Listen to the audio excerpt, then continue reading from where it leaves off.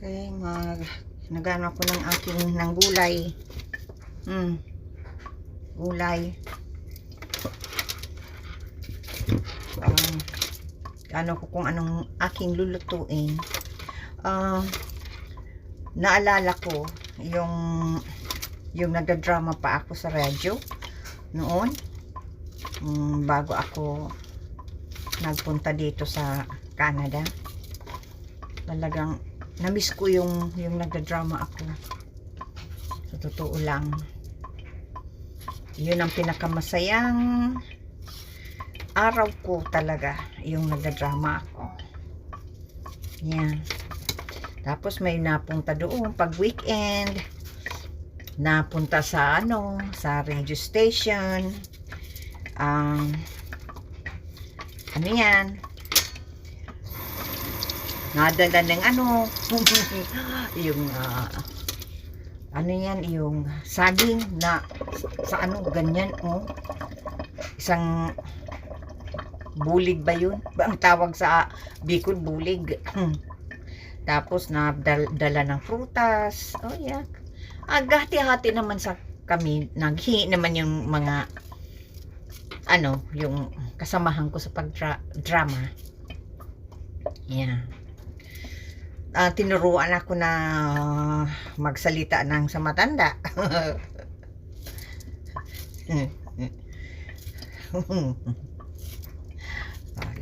I-try ko kung kaya ko pa yung sa matanda. Ay, ako yan, para namimiss ko talaga yung nagda-drama ako. Yan, kaya yung nakaalis na ako, may nagpunta daw doon sa radio station. Hinahanap ako kasi ma-extra sa pelikula doon sa lugar namin sa Bicol. Sayang. Baka yun na yun ang pagkakataon ko sana. Siyempre bata pa. Kaya lang wala. Yun talagang pangarap ko nung bata pa ako, mag-artista. Kaya lang sinira ang aking pangarap. Kaya pinapunta ako dito sa Canada para maging personal na katulong. Walang sahod, pakain lang. Oh my gosh, grabe. Pag naalala ko kung kailan ikakwento ko, kahit pala kapatid, hindi mo dapat talaga tiwalaan. Kasi may kapatid na yan, yung sa Bicol, mauri. Mauri yan. Ayaw kang makita ang maging maganda ang buhay mo. Gusto siya lang ang maganda ang buhay. I-try ko ang pagtanda ko. Kung kaya ko pa. Ay, Dobe, punta ka nga dito. At lola mo, nandito ako. Kami kadi punta ka dito at gusto kitang makausap. Ay, madala ako ng pasalubong. Sama ka. Ay, tulungan mo ang iyong lola. At ang aking dalang-dala. Mabigat.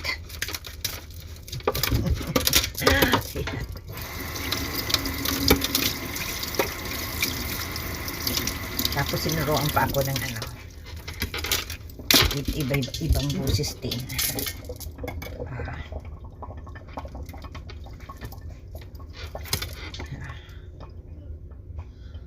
Hindi yan sa akin. Hindi yun akin. I'm just gonna go relax. Yeah. Daddy, Hello. Oh, you making something? nagmaluto po ako. Oh, she's just making some video. Maluto po ako. Gusto niyo po kumain? No, Daddy? Marunong na po ako magluto. Siya po, Mama, tinuruan po ako magluto.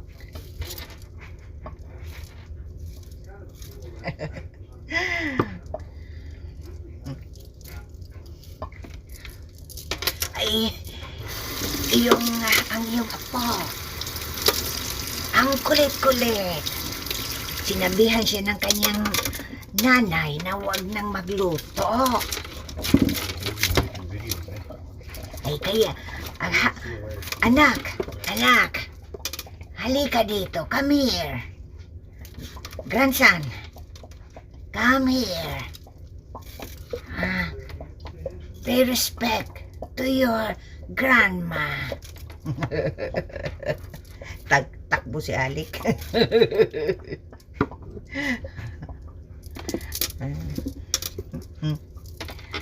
Yan, namimiss ko yung mga pagdara-drama-drama ko. Bakit mo ako pinapahirapan? Para marinig. Bakit mo ako pinapahirapan, ate? Gusto ko maghirap ka. Kulang pa yan.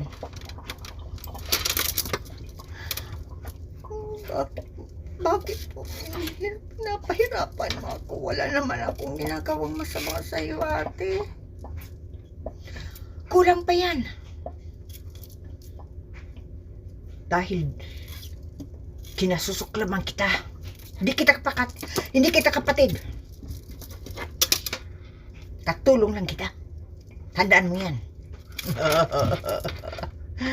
Ay, naku po. Yeah, nakakamiss ang drama-drama. Ay, naku po. Habang ako nag-ano ng gulay, yan. Kasi bigla akong naalala. Yung kung may ko lang ako dito, may kaibigan lang ako na dito sa Canada. Pwede akong magawa ng mga short films. Kaya lang wala akong kaibigan, walang matulong sa akin. Kaya yan ang kami noon ni Mama, nagdrama-drama kami, pinagawa kaming pelikula. Yan. Iwan ko na pa saan yun. May ginawa akong script. Ang title Count Dakula. Dakula. Count Big. Ano yan? Script ako niyan. Sayang. Maganda. Ano siya? Naging count. Naging parang yung Dracula. Pero ibang klaseng pagka Dracula. Hindi ko sabihin. Yan. Marami akong mga kwento na yan. Nung una kong uwi sa Pilipinas, may dala akong apat na script. Pinagurang ko talaga yun. Nakita yung kaibigan kong nasa na showbiz. Hindi ko nasabihin ang pangalan. Beatrice siya, nasa rin siya, writer din siya. Ngayon, pinakita ko sa kanya yung aking script. 4 yun. Sabi niya, ay dadalhin niya daw at babasahin niya. Pero yung ibang parte, nabasa niya na. Sabi, oy, ang ganda to, ay pang pang FJ. Siyempre, kaibigan ko, tiniwalaan ko. Binigay ko sa kanya yung script. Kaya lang, yung pauwi na, pabalik na ako dito sa Canada, hinihingi ko na yung script, ang sabi na wala. Nawala daw. Wala. Sabi ko, pwedeng email mo sa akin. Ay, oo, i-mail ko na lang sa iyo ang script. No? Wala na. Yung 4. At nalaman ko rin na nagagawa pala yun ng indie film. And sabi sa akin noon, ay, pang FUJ, sabi niya. Ano yan? Sabi na di ko alam na nagagawa rin pala yun ng indie film. Nalaman ko. Kasi may kwento sa akin. Yun.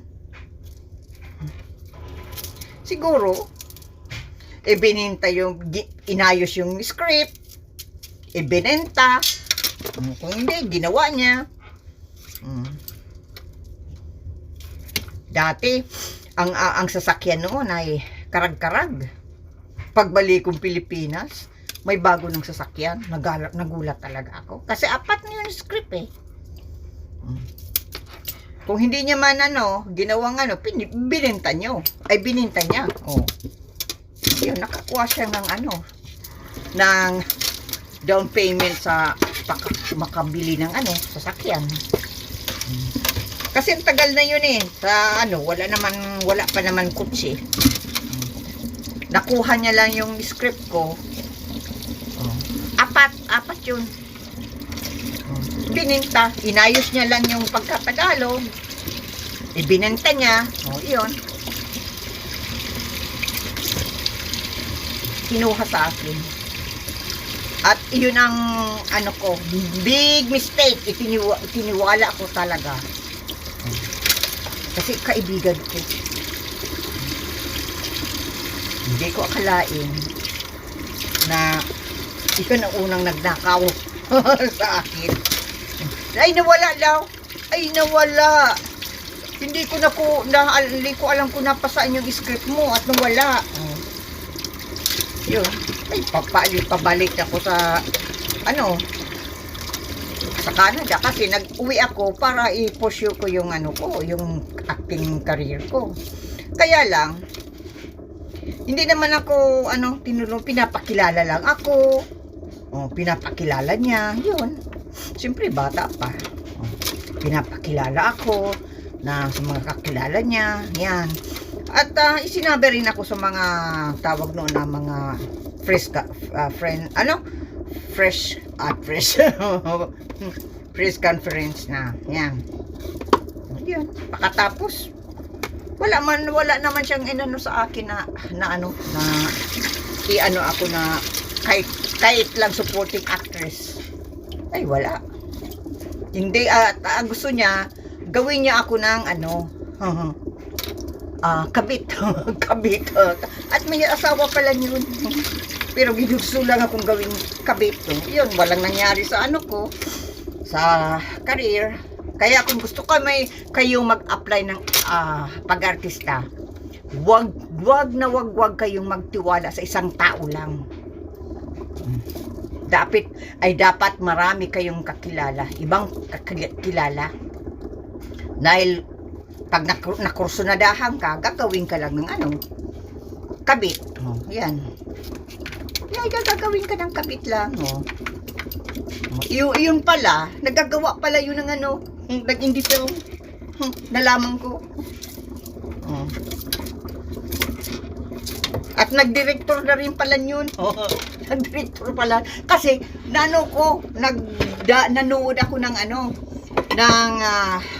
Pilipinong pelikula. Nagulat ako, pangalan niya, nandoon.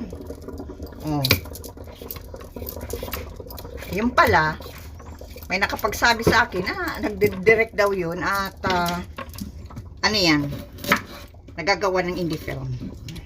Kaya, yung yung script na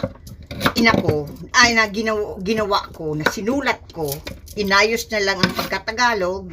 Yun? Tulong drama. Tapos isang action.